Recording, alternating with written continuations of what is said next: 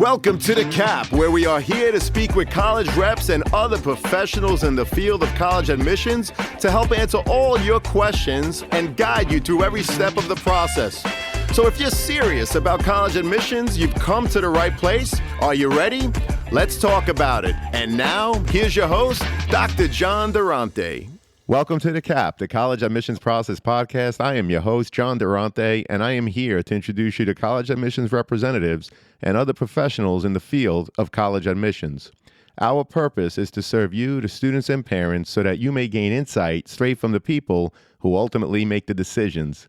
Regardless of whether you apply to a particular school being highlighted in a given episode, you should listen to all of them, as each guest will give you tremendous insight and advice on every aspect of the college admissions process, prompting you to come up with your own follow-up questions for when you visit campus or meet with a college admissions representative yourself.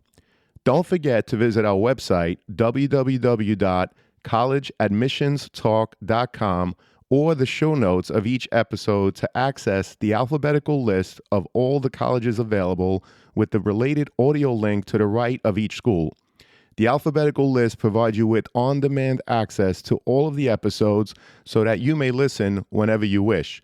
And if you want to receive links to episodes before they are released on the podcast, along with other related resources, please fill out the email opt-in form also available on our website and in the show notes of each episode. Lastly, please email me with any questions or comments at collegeadmissionstalk@gmail.com. So are you ready? Let's talk about it. Welcome to The Cap, the College Admissions Process Podcast. I am your host, John Durante, and it gives me great pleasure to introduce to you today Dr. Andy Borst, who's the Director of Undergraduate Admissions at the University of Illinois, Urbana-Champaign. Dr. Borst, thank you so much for being here today. How are you? I'm doing great, John. Thank you so much for the invitation to come and join you. It is our honor and pleasure. So, Dr. Borst, let me ask you to give us a brief introduction about yourself. How long have you been in admissions, and how did you end up in such a position?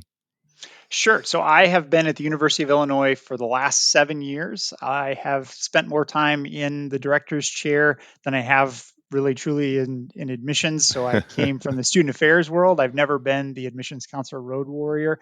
Prior to Illinois, I was at one of the regional institutions within the state of Illinois. So I've gotten to know the state very well and still learning the admissions field. Well, terrific. Thank you so much for being here. We really appreciate it. So, what is it about the University of Illinois that makes it so appealing for so many students to want to apply and ultimately attend? We have a lot of applications each year. I think most of the students that are considering Illinois are also considering other large competitive flagship institutions. We are oftentimes called the Silicon Prairie. Many of our students are on the cutting edge of innovation. So, YouTube, LED lights, PayPal were all created at the University of Illinois. Wow, that's interesting to know. And I was wondering, you mentioned applications. Dr. Borst, how many applications do you review a year? And how do you determine how many students to accept, waitlist, and even deny when there are more deserving applicants than seats available? One of the things that's unique about how admissions works at the University of Illinois is that we admit by major rather than just generally to the university. And so we have not just one admission standard, but 138 different admission standards. Some of our programs are highly competitive with admit rates that are about on average with many of the Ivy institutions or other highly rejective institutions. Whereas other programs are more in the range of any student that would be on the cusp of college ready. And so there's the full gamut of what is the typical student applying to the university. So the programs that tend to be more competitive are usually our engineering and business programs, especially computer science being our most selective program. But it's not just those programs. We have a full slate of academic majors that draw lots of interest. More recently, we get about 70,000 applications each year. We're Wow. looking to admit roughly around just under half of those applications. So while computer science has an admit rate close to 5 to 7%, on average, campus is roughly about 45% admit rate. Well, thank you so much for sharing that insight and that data. We really appreciate it. Another statistic that I read is that you have a retention rate of 93%, which is astonishing as it's a testament to the great work that you do in admissions in terms of accepting the right students, but also the great work that the university does to keep students happy and on campus. And I also mention this because as students and their parents are preparing for the college admissions process, I think looking at retention rates is definitely something that could help you in the process. So thank you again for that information, Dr. Borst.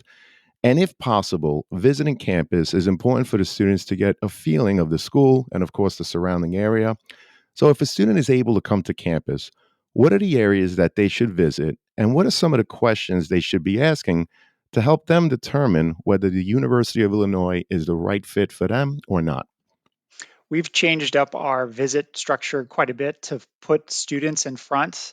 So you would never be in front of an admissions staff member who's going through all of the reasons of why you should come to the University of Illinois. You're hearing directly from students.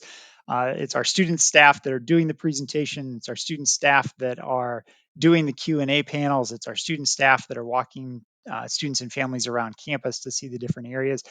Most students in feedback that we get tend to mention the quad as the main point to know if this is going to be a fit for them. We're a large institution, so roughly about 50,000 total, 35,000 undergraduate students. And so when a student or prospective student sees our quad, they tend to get an idea of if this place is going to be too big for them, when in reality, there's lots of pockets that students can find a smaller community. So, living learning communities, different campuses by college. And so, we're 11 different schools and colleges that represent the whole university. So, there are ways to make a large campus feel small. But for most of the feedback that we get from students, it's going to be just walking around that quad to get a sense for if this can be a good fit or not. Well, thank you so much for that overview. 11 schools. You mentioned the quad, which I have seen, and it is absolutely outstanding. But I also like how you mentioned that, yes, you are a large school, but there are a lot of small pockets that students can find once they're on your campus. So, again, we appreciate that. And Dr. Boss, I was curious, what is the average profile of the current freshman class? And if a student falls a little lower, what are some of the things that they can do to enhance their overall application? I know we're going to talk about test optional later, but I have been surprised with how easy it has been for us to implement a test optional process. And so rather than giving statistics of a middle 50th percentile, what we're looking for is primarily in the academic record. We're looking at English, we're looking at math, science, social science, foreign language as the five core academic areas. And we're wanting to see students take, I would say, a rigorous course sequence, maybe not the most rigorous course sequence, because that tends to be overemphasized. We're not necessarily needing to see the absolute as many APs as possible, but at least some college preparation coursework, and we're wanting to see A's and B's. What I see students that are on the margins tend to leave out of their application. If there are lower grades, if there's any C's or D's on the transcript, you need to give me an explanation for what happened in that semester. Oftentimes, students, especially in light of the global pandemic, we see differences in grades in the semesters that were spent maybe in remote learning or just different class structure, and then a rebound in grades when classes kind of return back to more of in person. But I need to understand what happened in those lower performing semesters so that I can understand the context. So grades would be the biggest thing that we lean on. But then second, the essay is huge for us. We asked two essay questions in addition to the Common App question, and it's kind of like, why this major and what do you intend to do with this major? And those 150-word essays are really just short answer, but there we put a lot of emphasis into what is going to go into who we're going to admit and who we're not going to admit.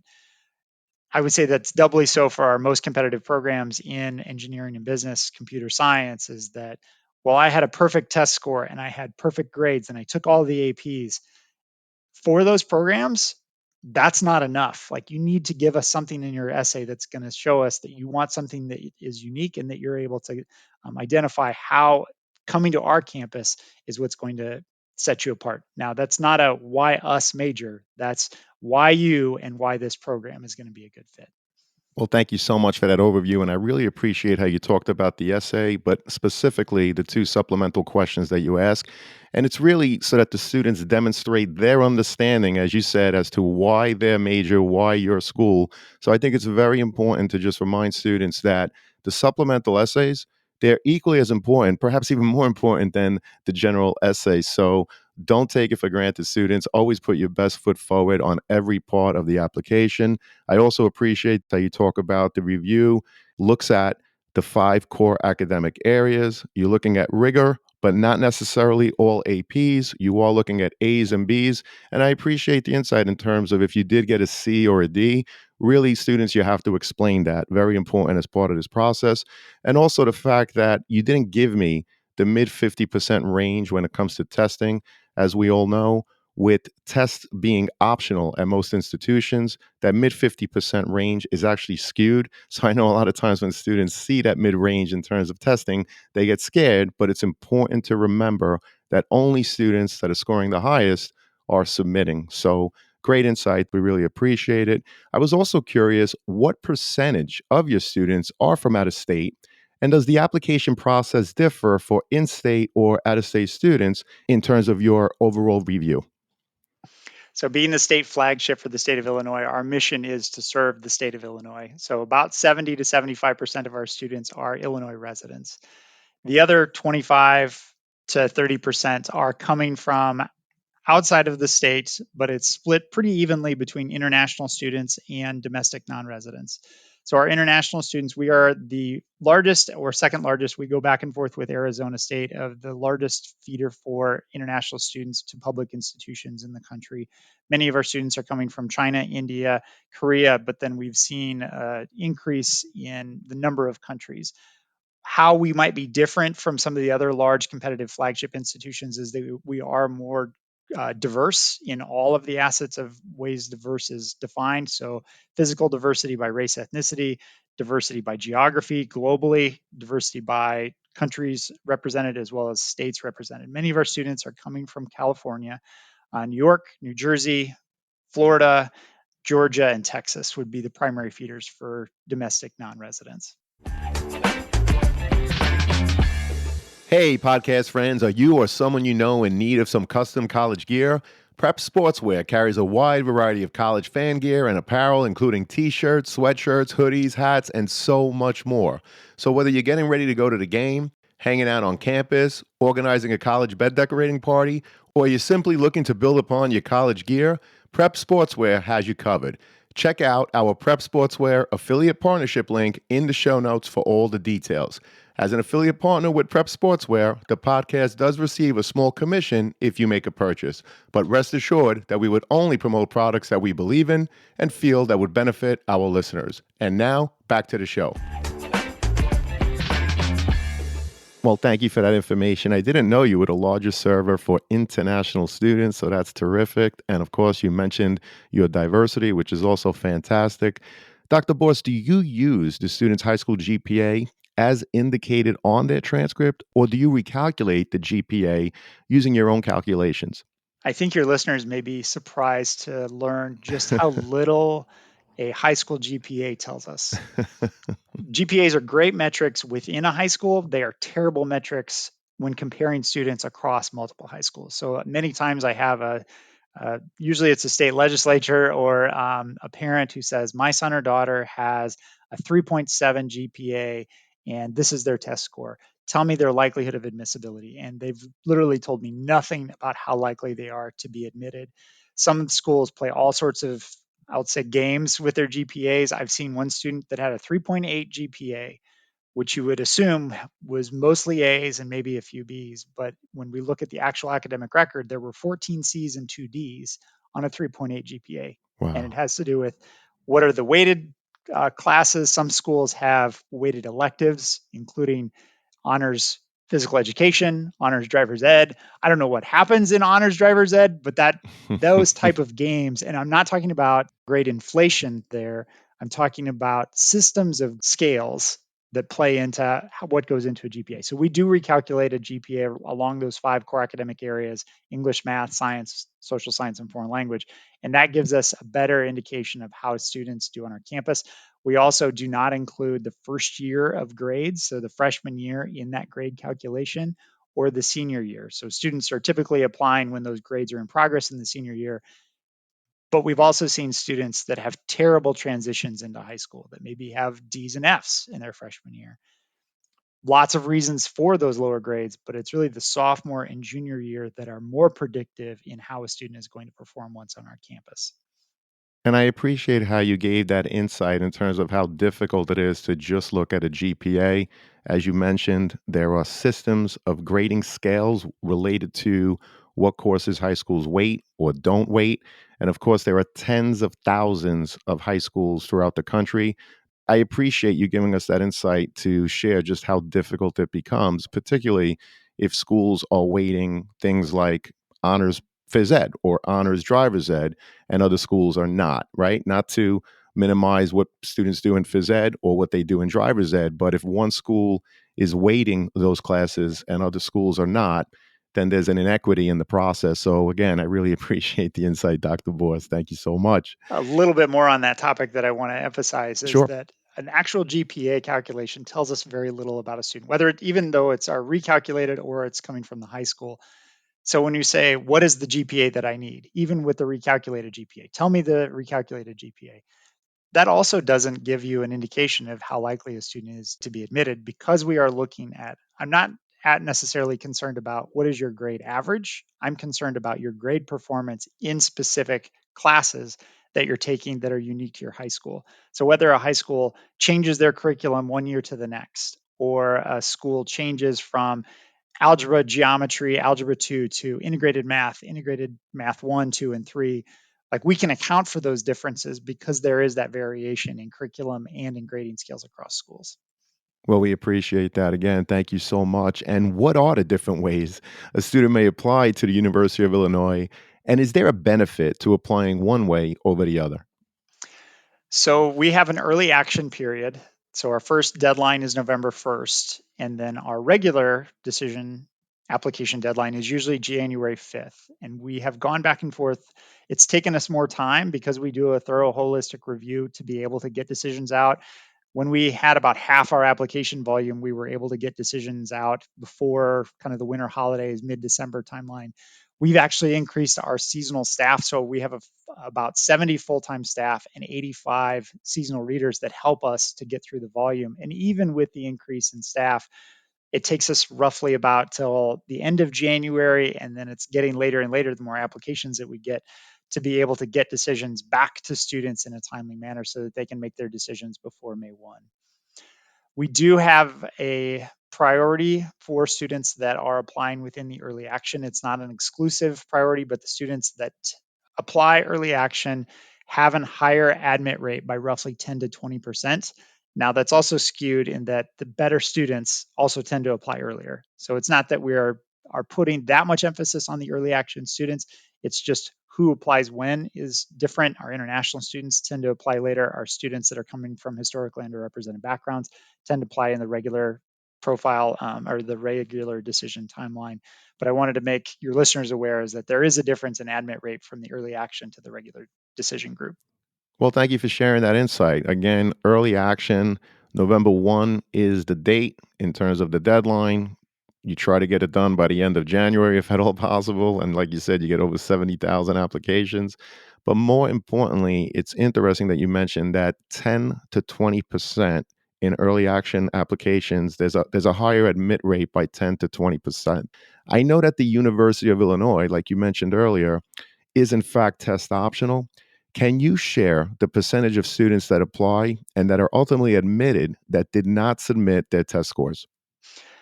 So it is remarkably similar. About 40 to 45% of our students apply without tests. About 40 to 45% of our students who are admitted apply without tests. And then about 40 to 45% of our students who enroll apply without test scores. And what is remarkable to me is the difference in students who have higher test scores tend to submit scores. Students who tend to have lower test scores tend to not submit scores. And what's been surprising to me is that if I were to able to see a student apply from a school that we know pretty well, we know their curriculum pretty well. If I'm able to see their grades and I'm able to see their courses, I was pretty close to predicting how they would have done on the test, whether they submitted test scores or not. Test scores have been helpful for us when a student is applying from a school that we're not familiar with, but it has been easier than I would have anticipated earlier on for us to be able to evaluate without a test score.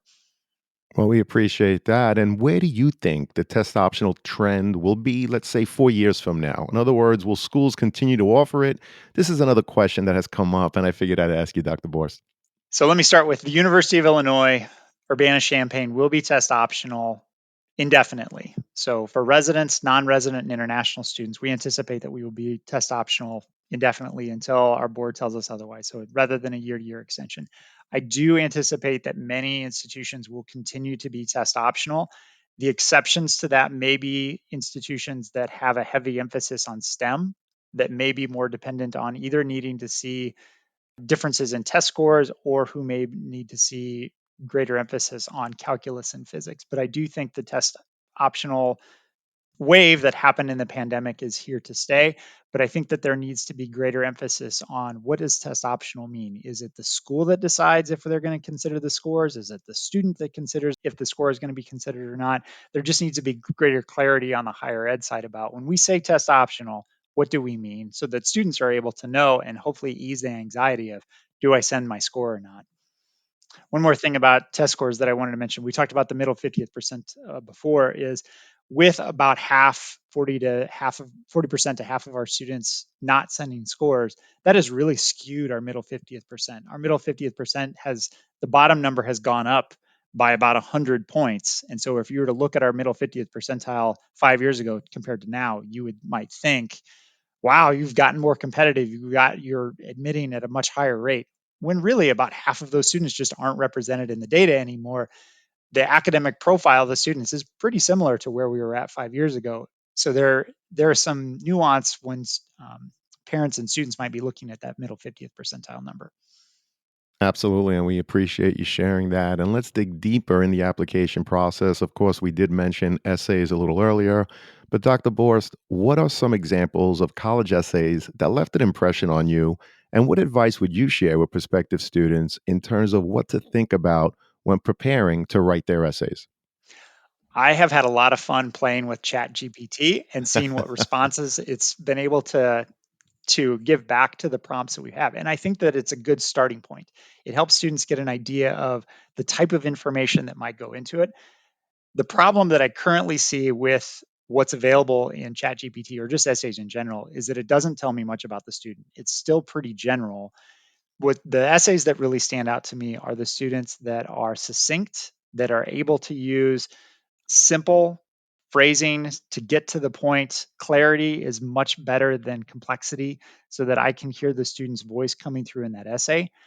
Some of the and AI will get better each year. So it's not to say that we're going to be able to continue to rely on the students' essays. But right now, I feel like I would encourage students to play around with the chat GPT and then to be able to build in and add in their voice about things where it's not just writing it with the assumption of what does the director of admissions at the University of Illinois want to hear, but what do I want to say as the applicant to the institution? Well, that's tremendous advice. And I too have played with it. It's actually quite fascinating, but you're absolutely correct.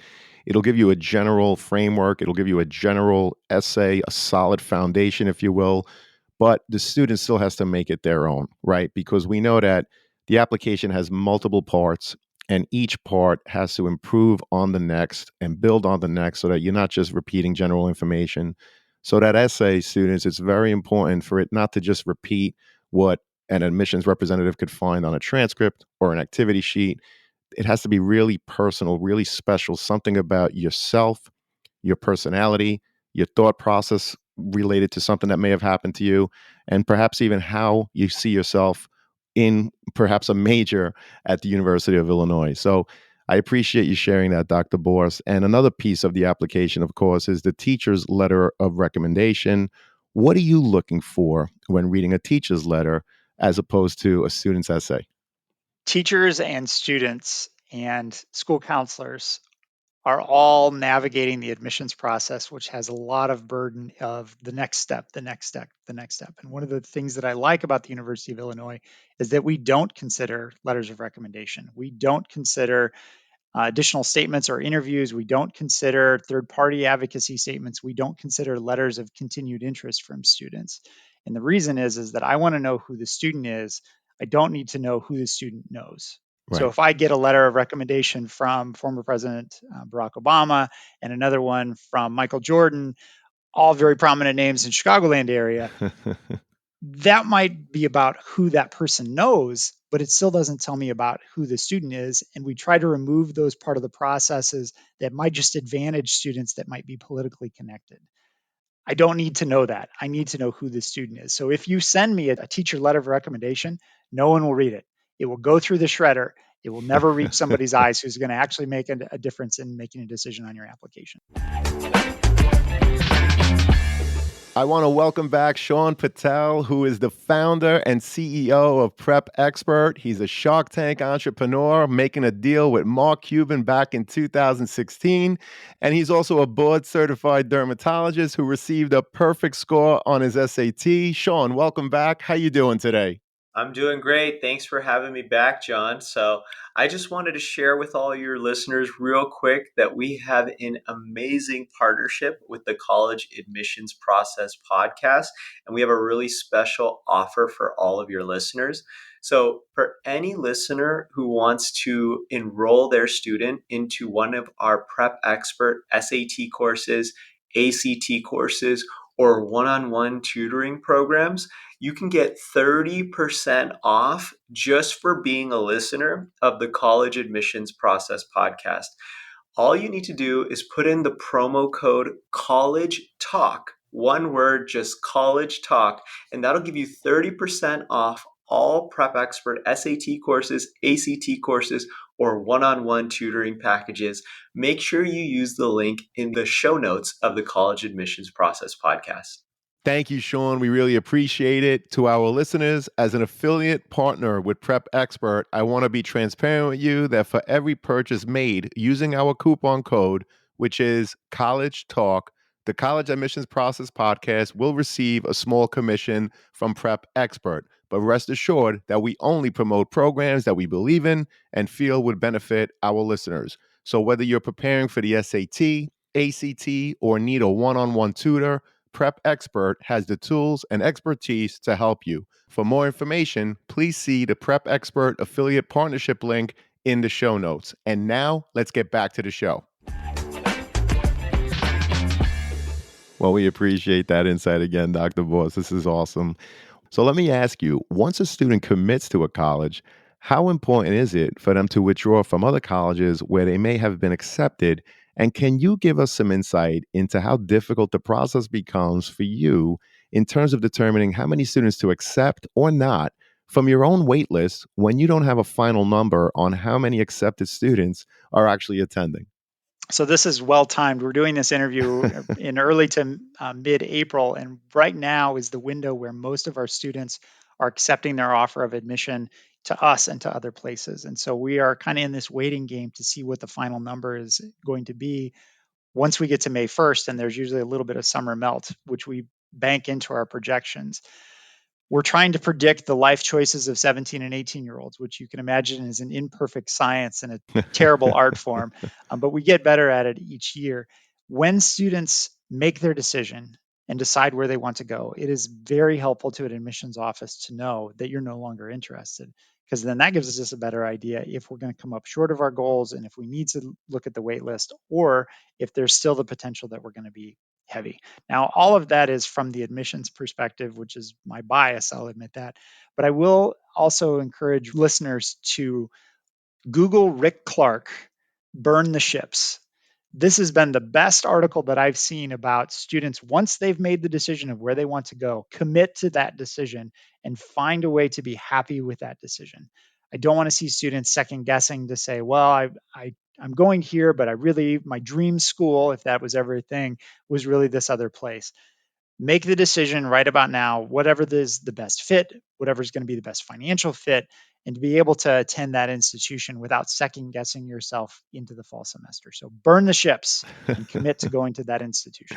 Well, that's terrific advice. Thank you so much. And can you explain what opportunities the University of Illinois offers students that may have had an IEP while in high school in terms of helping to make sure that they continue to be successful once they're on your campus?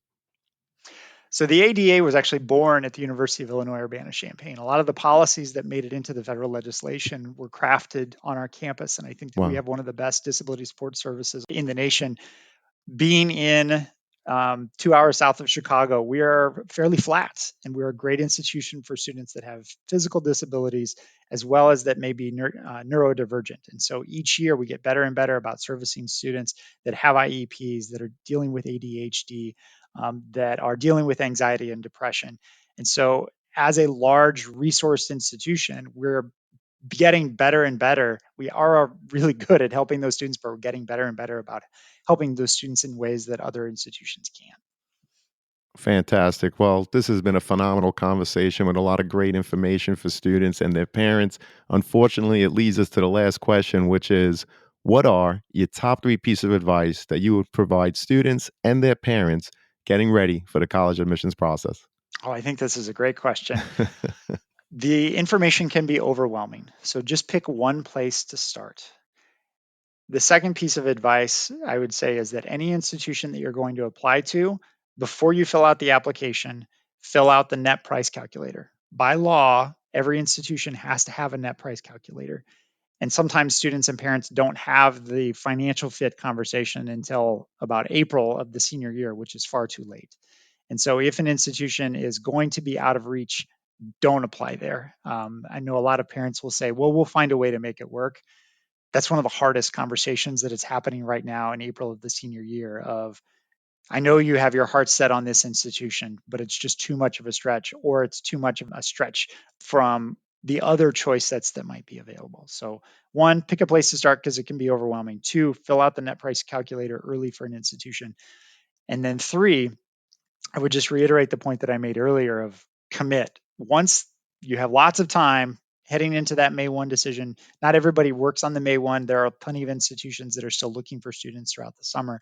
But from a competitive institution perspective, once you've made the decision, commit to that choice, that institution, dive headlong in first, and don't look at social media and what your friends are what colleges your friends might be committing to, or that might be disparaging a choice that you might have been very excited about in the past. I think that can lead to some toxic conversations late in the cycle as you're wanting to say goodbye to your high school friends as you look forward to your future education.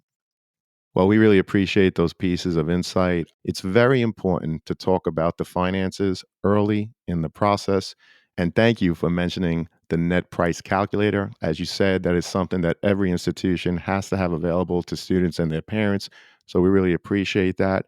And lastly, like you said, stay away from the social media because there is, in fact, a school for everyone, but not every school is for every student. So if your friend got accepted to a school, that's fantastic. Be happy for them. Maybe that school is not for you, but there is another school that certainly is. So travel your own course and you will find the right fit for yourself. So I want to thank you for this amazing conversation. And I really do hope to have you again soon. This was great, John. Thanks again for the invite.